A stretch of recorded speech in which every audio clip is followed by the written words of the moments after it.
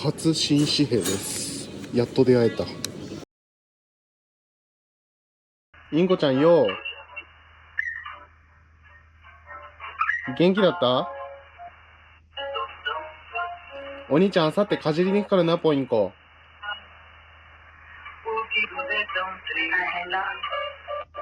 インコちゃん、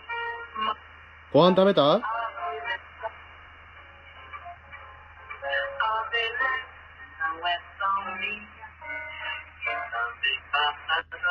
今日はね、そんな暑くなかったですよ。気温はまあ31、2度あったんですけれども、多分湿度が低いのかな。よかったね。梅雨明けたんですかね。雨降らなくなりましたね。先週あたりは、もう、まず晴れることがあんまりなかったし、まあ曇ってても、雨降ってこないかなと思って、外に出てくると雨降ってきたりとか、で、湿度もめちゃくちゃ高かったんで、梅雨明けましたかね。とは言ってももう7月も終わりますけど、普通梅雨って6月に来るもんじゃないですか。でも天気が安定してよかったです。コーヒーですね。今日はこれ食べています。この森永のチョコチップスクッキー。これ前ね、多分家族が持ってきたのかな。ホワイトチョコのやつ食べてみたんですけど、それめちゃくちゃ美味しかったんですよね。なのでチョコチップ、ちょうどこういう系のクッキー食べてみたかったんで、いいですね。ちょうど2枚ずつぐらい。1回コーヒー飲むのにだいたいね、ちょうどいい量なんですよね。このくらいのクッキー2枚とかね。それが6袋かな入ってるんで、もうこれ1箱で1週間ぐらいコーヒーのお供として楽しめるっていうので、なんかクッキーなんて食べたの久しぶりかもしれないな。はい。なんかすごいタイミングで通知が来たけど、遅い時間になっちゃったんですけど、少し走りに行こうかなと思います。あさって地元帰るんですけど、地元ね、地元は盆地になってるんでめちゃくちゃ暑いんですよね。なので、ここはまだ夜になったら気温下がるんでいいんですけど、地はもう本当に蒸し暑すぎて、夜になっても全然気温が下がんないんで、走れるかわかんないですよね。なので、当分気持ちよく走れないかもしれないんですけど、とりあえず走ってこよう。でもあんま遅い時間、結構遅い時間なので、長い距離はできませんけど、どうしよう、軽めに3、4キロぐらいにしとこうかな。お、鉄板が敷かれてますね。穴掘ったのかな。ここ何？なんか道になってそうですけど、めちゃくちゃ怖いんだけど、今度昼間行ってみようかな。でも昼間でも簡単に入れるような場所ではなさそう。繋がってんのかな。どこに繋がってるんでしょう。いや、めちゃ暑い。今 1.6 キロぐらい走ったところなんですけど、めちゃくちゃ暑く感じますね。やっぱり油断してはいけない。暑いことには変わりないですね。めちゃくちゃ暑いぞこれ。やっぱり今日は短距離で切り上げた方がいいかもしれません。というかやっぱり iPhone のカメラ優秀だから、これ露出下げた状態、最近写りが好みだったので、露出を 0.7 マイナス 0.7 下げて、撮ってみてるんですけれども、さすがに夜だと暗いからもう少し露出上げた方がいいかなと思ったんですけど、全然映りますね。まだこういう街灯とかがあるからいいのかもしれないですけど、完全に暗いところで撮るんだったら、もう少し上げた方がいいかもしれないですけど、このくらいだったら全然大丈夫ですね。今週の Vlog 撮影し終わってる部分は一通り編集してみたんですけど、やっぱりねいいですね。色味というか映り方がいいね。なんかこの夏の夜っていう感じのバイブスが、この虫のこれなんていう虫の鳴き声でしょうか、わかんないですけど、この音聞くとなんか夏の夜だなっていう感じがしますね。なんか夏祭りに行った帰りみたいな、そんな感じ。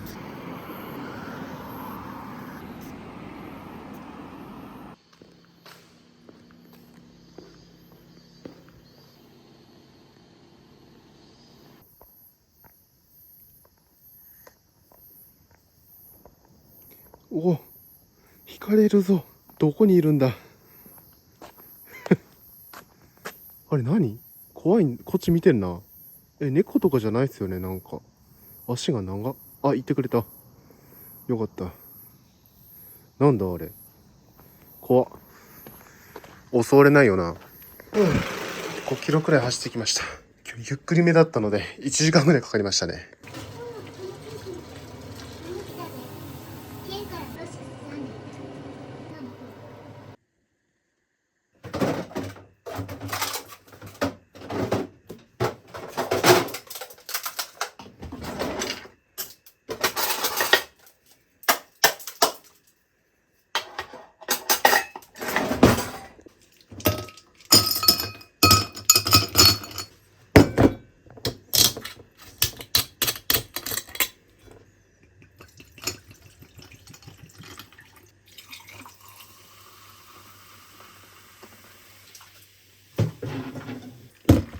うん、うまい。そういえば、先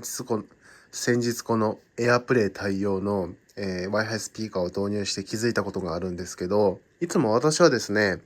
この、43インチのテレビに Amazon の Fire Stick をつないで YouTube とかを見てるんですけど、これですね、このスマートスピーカーめちゃくちゃ便利で、というかAirPlay の機能なんですけど、AirPlay ってもう本当にね、Apple が作ったものなので、それはそうなんですけど、Apple 製品との互換性がすごく良くて、iPhone で YouTube を再生すると自動的にもう AirPlay につながるっていう状態になるんですよね。当たり前のことかもしれないですけど、自分 AirPlay 初めて使ったんでちょっと感激してるんですが、Bluetooth とかと違って AirPlay ってなんか動画とかコンテンツを再生すると、こっち側でなんか操作しなくても自動的につながるじゃないですか。なので、YouTube とかを再生すると自動的にこのスピーカーで再生されちゃうんですよね。うちにはまだこの AirPlay 対応のWi-Fi スピーカーがこれ1台しかないので、必ずこれにつながるんですよ。今までは、この Fire Stick に、同じ Wi-Fi につながってるんで、スマホを、YouTube の中で、リンクする機能があるじゃないですか。テレビとスマホをリンクする機能があると思うんですけど、それを使って、テレビではなく、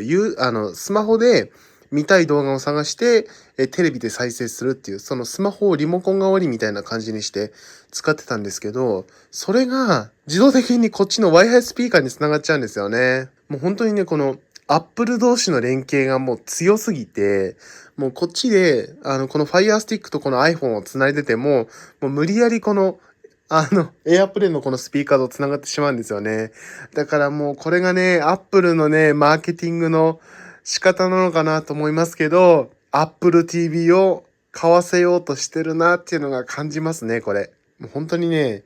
Apple って宗教だなって改めて思いますね。もうなんか、巷でApple 教とか言って、Apple 製品を買うことをお布施とかって言ってる方がいますけど、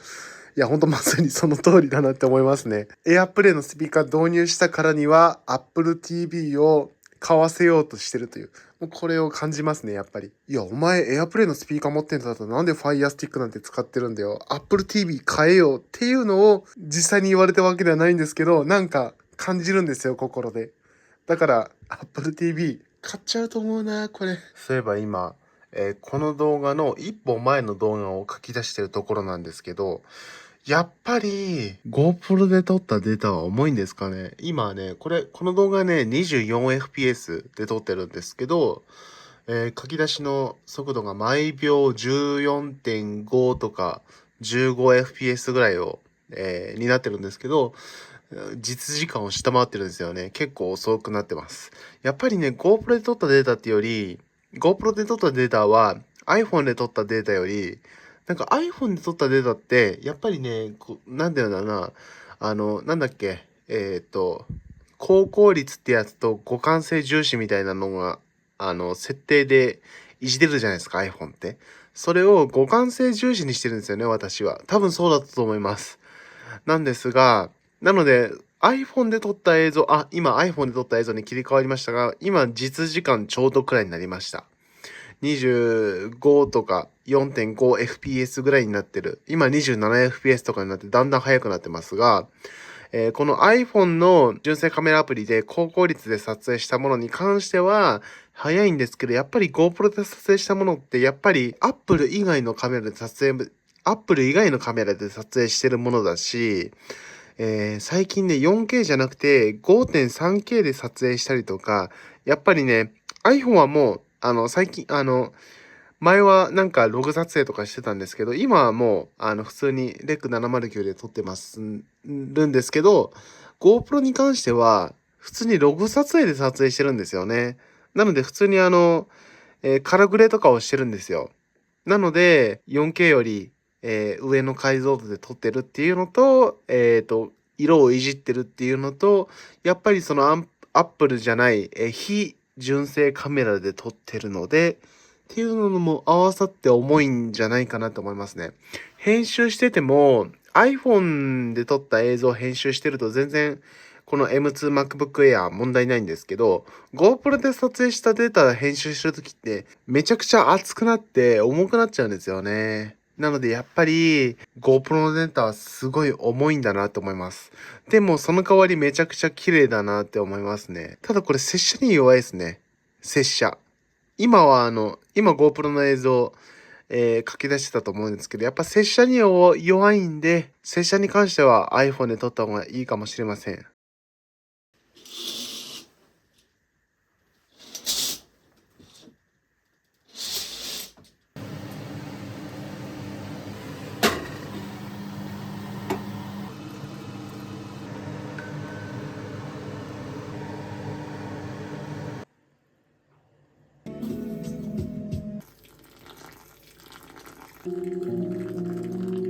ふぅ。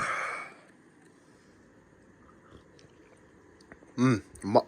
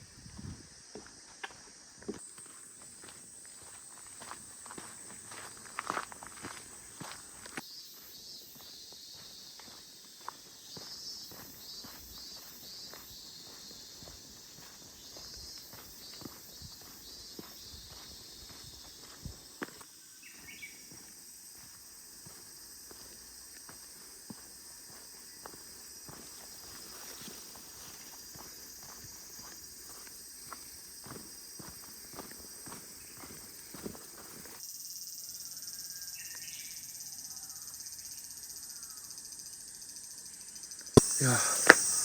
めっちゃ涼しいですね。ちょうどこの木々で日が遮られて、すごい快適。いや、いいですね。この夏って感じのバイブスがめちゃくちゃ心地いいです。ということで、ちょっと、ここのベンチでゆっくりしておりました。いや、めちゃくちゃ気持ちいいんですが、ただ、今日、全身黒ずくめ、バックパックも黒なんで、めちゃくちゃ蜂が寄ってくる。いやー、でも本当にここの公園は、すごいなって来るたびに思いますね。このね、整備されすぎてない感じがいいんですよね。だいたいこういうところってなんか舗装されちゃうじゃないですか。ですがこう、人の手が加わりすぎてない感じ。ほらもう、ここだけ見たら、本当に山ん中に来たような感じに見えると思うんですけど、これ普通に住宅街の真ん中にある緑地なんですよ。まあね、山に登ればこういうところに来れるかもしれませんが、蜂がめっちゃ近く通った。これがね、もう家から、10分15分ぐらいの距離にあるんで、散歩がてらこんないい場所に来れちゃうんですよね。贅沢すぎる。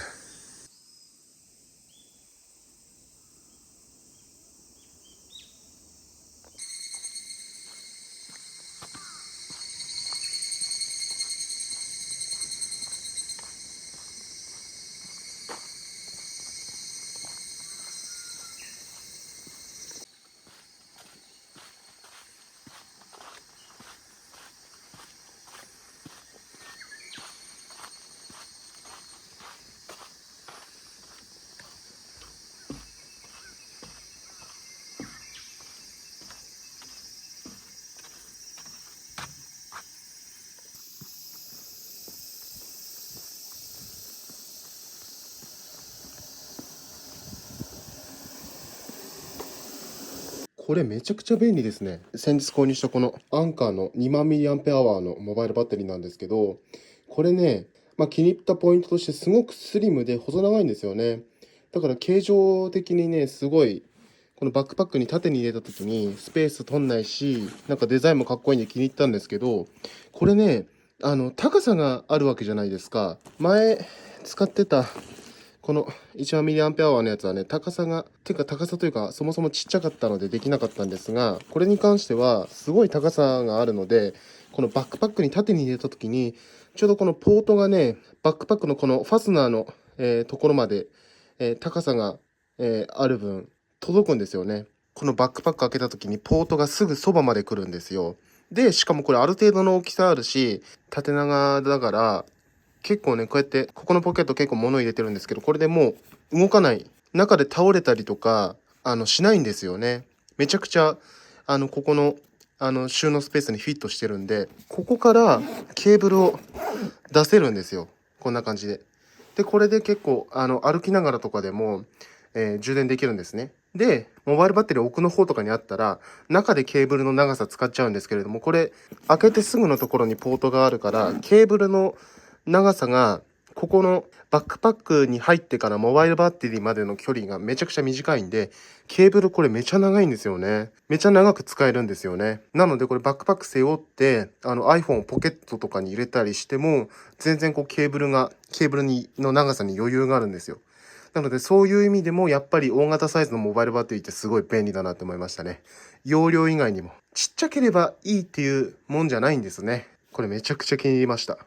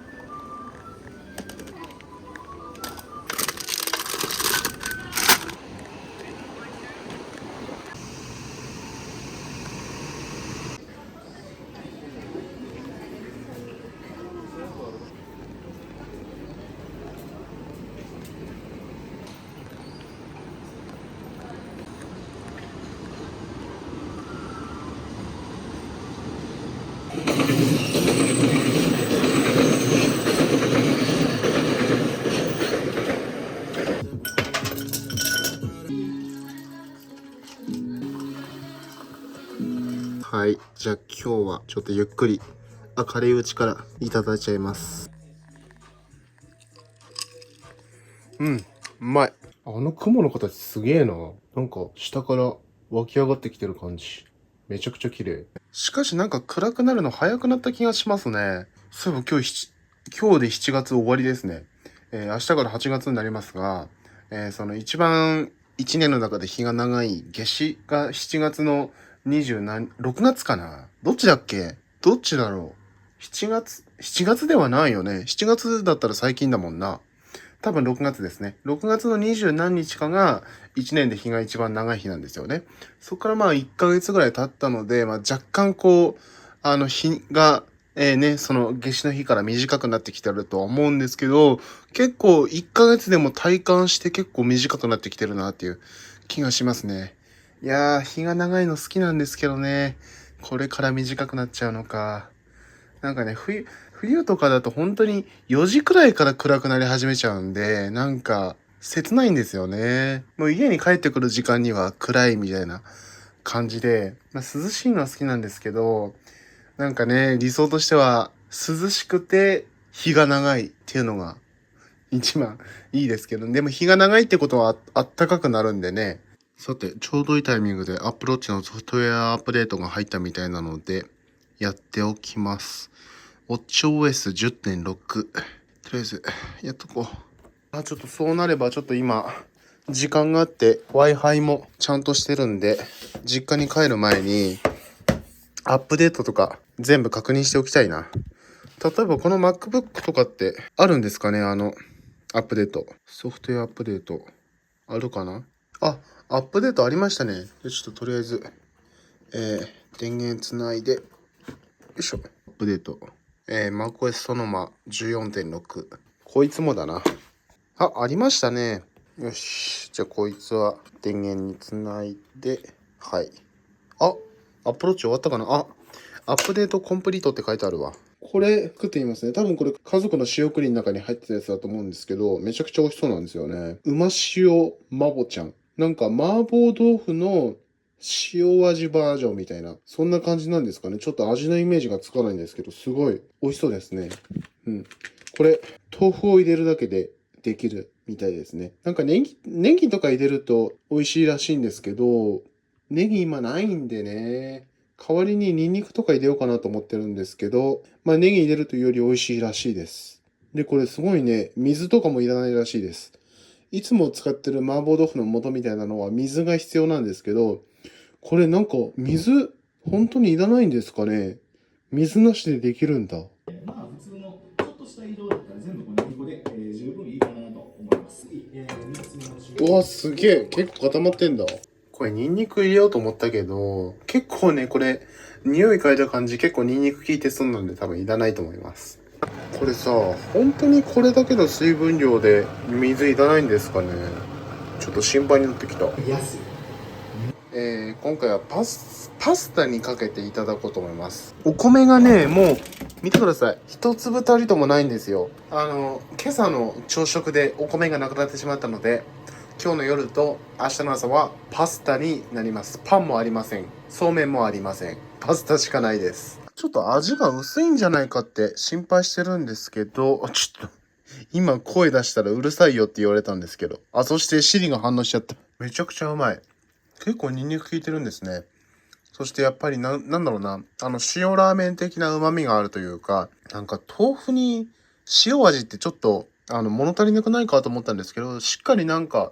ニンニクの味とか、なんか結構出汁の味が効いてる感じで見た目以上に美味しいです。ただパッケージに書いてた通り、長ネギとか入れたらより美味しかったのかなとは思いますけどね。まあでもめちゃくちゃ美味しい。はい、ということでさっき無印で買ってきたものを紹介しようと思います。まずはこれですね。これ家族に、家族が欲しいと言ってたものなんですけど、北インドのカレーセットってやつで、そう、今日無印に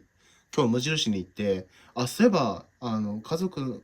なんか、せっかく無印にいるから欲しいものないかなと思って、連絡してみたら、これが欲しいということだったんで、買ってきてみました。2セットですね。で、これが、なんだろうね、3種類カレーが入ってるんですかね。そうっぽいな。3種類入ってるんだ。野菜のカレー、サグアールっていうのと、肉のカレー、チキンバンジャビー。で、豆のカレー、ダールマッカーニーっていうのが3種類入ってるみたいです。で、なんかこれがね、私は一回も食べたことないんですけど、家族がこれ好きみたいで、買ってきてくれということだったので、買ってきてみました。で、それと一緒にこれね、ナンも売ってたんですよ。インドカレーということでね、ナンにつけて食べると美味しいんじゃないかなと思って、ナンも買ってきました。で、あとは、これ、ノンアルコールのウェットティッシュで、これね、80枚ぐらい入ってるめちゃくちゃ大容量のやつなんですけど、1個バックパックに忍ばせとこうかなと思って、買ってきましたね。ウェットティッシュね、欲しいなと思う場面が結構多くて、結構なんか、外でテーブルが汚れてたりとか、お手拭き、コンビニとかでご飯買って、お手拭きをもらうの忘れたりとか、そういう時に結構欲しかったりとか、あとね、実家に帰省したら、1週間後ぐらいに台湾旅行に行くんですけど、ウェットティッシュ持っといた方がいいらしいんですよね。なので、買っときました。これすごいですね。こんだけ量入って100円ぐらいでした。で、次はこれですね。化粧水の詰め替え。自分はもうずっと、2年くらい無印の化粧水を使ってて、化粧水ね、何がいいんだろうっていろいろね、使ってみた時期もあったんですけど、結局、無印のやつが一番良かったんですよね。この敏感肌用のさっぱりタイプ。これを使ってます。で、いつもね、ボトルで買ってたんですけど、詰め替え用があるのっていうのを最近知って、こっちの方がね、だいぶ安いです。なので、詰め替え用、これ初めて買ってみましたね。ちょっと、ボトルがあるんで、ちょっと入れてみようかな。で、そう。こっちのね、携帯用にちっちゃいボトルもあるんですよね。だからちょっとこの2つに入れてみたいと思います。お、すごい。この先っぽなんか、ストローみたいな硬い素材がついてるんで、なんか、照合とかがなくても、このまま注ぐことができますね。あ、これいいな。こんな感じでしょうか。こっちの大きいボトルにも。多分これ1本分としてできてるんですかね。今ちょっとちっちゃいボトルに入れちゃったので、量的には少なくなっちゃうかもしれませんが、多分この大きいボトルが基準で作られてるんだと思います。はい。こんな感じですね。はい。キャップ。あ、逆だ。こっちだ。はい。閉めて、これも閉めておきます。はい。OK。化粧水 OK ですね。でね、乳液も買ってきたんですけど、乳液このちっちゃいサイズのやつ買ってきましたね。これと同じサイズのやつ。なんかね、乳液もね、残り少なかったんですけど、夏はあんまり乳液つけないんですよね。本当にちょっとしかつけないんで、冬はね、いっぱいつけるんですけど、夏って乳液ちょっとしかつけないんで、ちっちゃいの買ってきました。まあ、携帯するのにもサイズ的にちょうどいいかなと思って、ちっちゃいのを、にしました。はい、こんな感じですね。あとこれ、洗顔ね。洗顔もなかったんで買ってきました。これいつも洗顔もね、自分無印のものを使ってるんですけど、マイルドスクラブ洗顔フォームってやつ使ってます。これね、ちっちゃいこう、硬い粒子みたいなものが入ってて、それでこう、古い角質を洗い落としてくれるっていう洗顔ですね。で、あとはこれ、識別ラベルっていうやつですね。こんな感じでシャンプーとか化粧水とか乳液とかっていろいろ書いてあるんですけど、私先日こんなものを買いまして、このちっちゃめのポーチと、これはね、昔から持ってたんですけど、この小分けボトル的なやつと、あとこれね、これクリームとかを入れる専用のケースなんですけど、これ全部無印なんですけど、これ旅行用の携帯用のやつで、石鹸とか化粧水とかを持ち運べるってやつで、これも、このポーチ的なのもちっちゃいポーチね、旅行用の無印のトラベルグッズのコーナーに売ってたもので、これもめちゃくちゃ気に入ってるんですけど、ちょうどこの、小分けボトルみたいなのがちょうどこんな感じで収まって、ここ閉めるとね、蓋が開いたりしないようになってて、やっぱりこれ専用設計なのかなって思ったりして、めちゃくちゃ気に入ってるんですけど、これね、一応、手書きでね、一応何がボトルの中に入ってるかっていうのを書いといたんですけど、やっぱりね、これ、識別ラベル、無印のやつ、これつけた方がやっぱり手書きより綺麗だし、なんか無印の製品として統一感出るかなと思って買ってきてみました。これですね、このポーチには3本入れていこうと思うんですけど、1本は、さっき、入れた化粧水と、乳液はもうこれね、印刷してあるんで、このままでいいんですけど、これと、あとね、これね、この、洗顔をここに入れていこうと思います。実家にはね、このでっかいの持ってくんですけど、台湾に行くときに、あんまりこう、なんかでっかいの、持ち歩くの大変だし、なんか飛行機に持ち込めるかとかそういうのもわかんないんで、なんか空港で没収されたら嫌なんで、やっぱちょっとちっちゃいボトルに入れとこうかなと思って、一つ洗顔用にしようと思います。なんか導入化粧水前入れてたんで3本あったんですけど、導入化粧水最近いらないかなと思い始めて、この化粧水、乳液、プラス、洗顔っていう形にしようと思うんですけど、これちょうどですね、これ、ボトルがこれ1本壊れてたんですよね。ここの部分が切れてたんですよ、これ、ほら。っていう感じなので、ちょうどね、このちっちゃい乳液のボトル、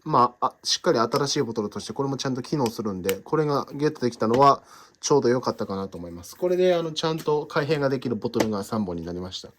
ということで、こいつには、洗顔を入れます。むずっ。はい、入れることができました。で、これは蓋を閉めて洗顔ということになります。で、これはね、この乳液とかは最初から印刷されてるんでわかるんですけど、この化粧水とか今入れた、洗顔に関してはこれ、元からこれ小分けボトルとしてね、単体で売ってて、全然こう、名前とかが書いてない状態で、中に何が入ってるかっていうのがね、この状態だったらなんとなくね、全部液体の色が違うので、わかるんですが、どれも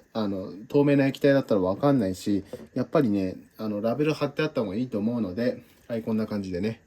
識別ラベル、これも専用のやつ買ってきてみました。とりあえずこれ剥がした方がいいですかね。小分けボトルのこのラベルを剥がして、なんかこの接着跡とか残らずに綺麗に剥がれるんでいいんですよね。やっぱり無印良品めちゃくちゃ品質の高さ感じます。ということで、このラベルを貼っていこうと思うんですが、はい、こんな感じですね。6つ、こんな感じでラベルがついてて、で、こっちは自分で手書きで記入できるタイプになってます。でも私はこっちを使おうかなと思います。これすごいエンボス加工がされてて、なんだっけ、ユニバーサルデザインだかなんだかっていう、あんま詳しくないんですけど、目の見えない方とかもそうだし、健常者であっても頭にシャンプーとかついてて目が開けられないって時にこう触って確認できるっていうね、これいいですよね。まず化粧水ですね。化粧水と、これ一応洗顔にはクレンジングっていうのを使おうと思いますね。クレンジングと洗顔、厳密には違うと思うんですけども、細かいことは考えず、クレンジングを貼っときます。で、まず化粧水ですね。これは元から書いてあるのがありますが、ちょっと消すのめんどくさいんで、このまま貼ってしまいます。あ、いいですね。やっぱり手書きよりは全然いいですね。ちゃんと印刷してはあった方が。で、これにはクレンジングです。自分しか使わないんでね、いいかなと思います。ちょっと位置とか、大体でいいんですが、はい、こんな感じかな。いいんじゃないでしょうか。すごい統一感が出て。これでも貼っちゃいます、せっかくだから。乳液ってあるしね、貼っちゃいます。はい。この方が統一感出るんじゃないですか。ほら、この方がいいじゃん。はい、こんな感じです。もう一つこれ。これには、ハンドソープです。ハンドソープじゃないわ。ハンドクリームですね。いつも私はこのニベアの青缶ですね。知らない人はいないと思いますが、これを寝る前に手とか唇に塗って保湿してるんですけど、これを入れておきます。はい、ということでちょっと綺麗に入れるのは難しいんですが、こんな感じでクリームが入りました。これ多分ね、一番大きいサイズだった気がしますね。このクリームケース系で。3サイズぐらいあって、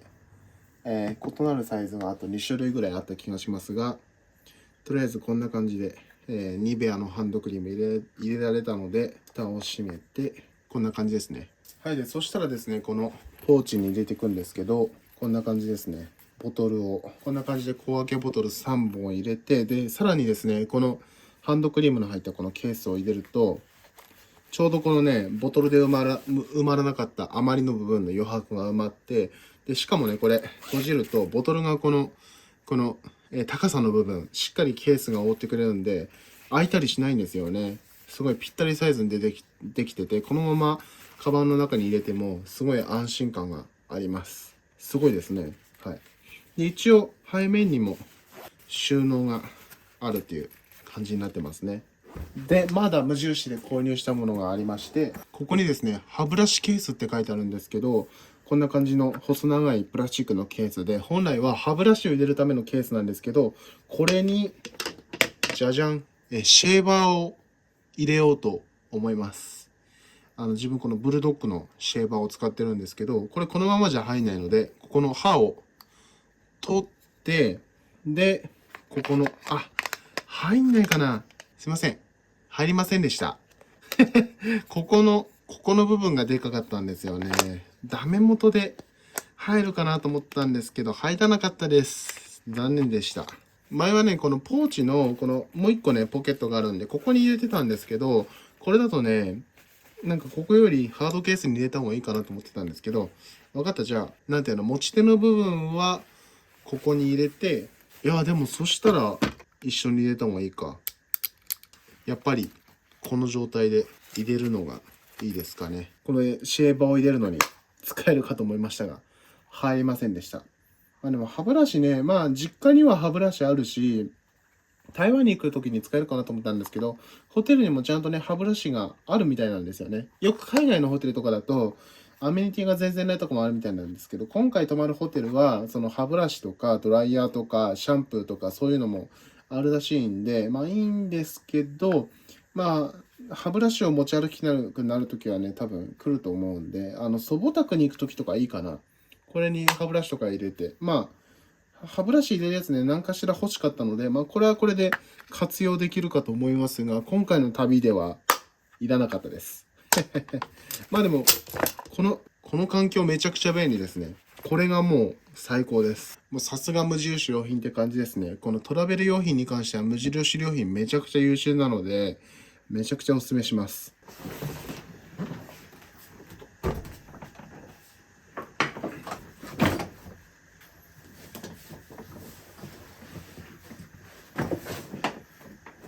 よいしょ。あ、これ、ちなみにこのチャンネルで紹介してませんでしたが、先日購入した、新しいスーツケース。スーツケースを新調しました。前まで持ってたやつがやっぱり小さすぎて、機能的にもちょっとあれだったので、買い替えました。そのイノベーターっていうブランドの75リットルだかなっていう、容量のやつです。前持ってたやつが35リットルとかだったので、単純計算で容量が倍になりました。なのでめちゃくちゃ荷物が入ると思います。で、このスーツケースね、めちゃくちゃいいところが、ここが見てください。なんか正方形に近い感じの形状になってるんですよね。大体のスーツケースって結構スリムな形状が多いと思うんですけど、これは、このね、高さというかこの深さがあるんですよ、この深さね。だから、スーツケースって、まあ、面積はある程度あるにしろ、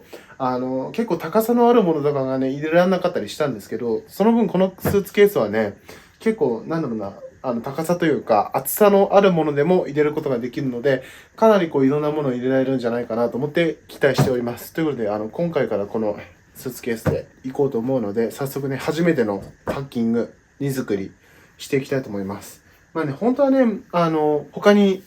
候補として欲しいスーツケースがあったんですけれども、お店にも在庫なかったし、なんかメーカーでも、なんか在庫がすごい少なくなってて手に入れられなかったんですよね。だからまあ、とりあえずっていう感じで買ったんですけど、まあでもいいかなっていうね。そう、本当はね、アルミ筐体のやつが欲しかったんですけど、これプラスチックですね。まあでもね、強度、まあアルミに比べたら劣るかもしれないですけど、まあとりあえずは持ってくれるかなと思って、前のケース、スーツケースとかよりは多分ね、いいやつだと思うんで、まあ壊れそうになったらまた、変えればいい話なんで、まあでもね、これもね、すごい、ちゃんとしたやつなので、そう簡単に壊れることはないと思いますね。まあ海外の空港とか行ったらね、まあ台湾ではないと思いますけど、結構ね、東南アジアとか欧米の方とか行ったらね、スーツケースをもうぶん投げられるとかあるかもしれませんが、まあでもね、結構ね、強度も高いらしいんですよ。だからある程度は耐えてくれるんじゃないかなというのがあるので、まあとりあえずのところはこれでいいかなと思いますね。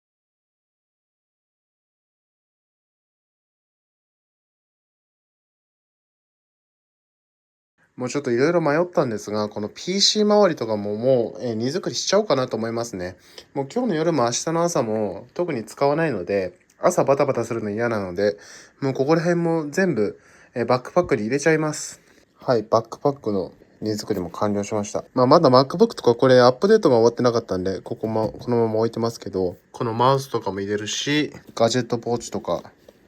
こういうモバイルバッテリーとか、あとこの前買ったこのアンカーの、テーブルタップ的なのも入れたし、あとはここのフロントポケットにも、これ GoPro とか入れたし、あと GoPro のマウントもちゃんと忘れずに今回は持っていきますね。この、いつも通りサクションカップマウントとか、あとこれね、モバイルバッテリー買ってきて、これモバイルバッテリー買った時についてきた、なんかメッシュのポーチなんですけど、私モバイルバッテリーこれに入れずにそのままバックパックに入れてるんで使ってなかったんですが、この中に GoPro の、ハンドルにマウントするようなクランプ式のマウントと、あとヘッドマウントですね、をここに入れてます。これでですね、ごちゃごちゃせずに1個になったので、スポッと入れるだけっていうね。はい、こんな感じでバックパックもね、荷造りが終わりました。あとこの後ろのところに MacBook と iPad が入って、あとここに、財布も入ってますし、あと今回これ忘れたら大変なことになるんで、確実に持っていきます。パスポート持ちました。ここに入れてあります。もうこれ忘れたらもう台湾に行くことができないので、もうこれだけはもう明日の朝必ず確認ですね。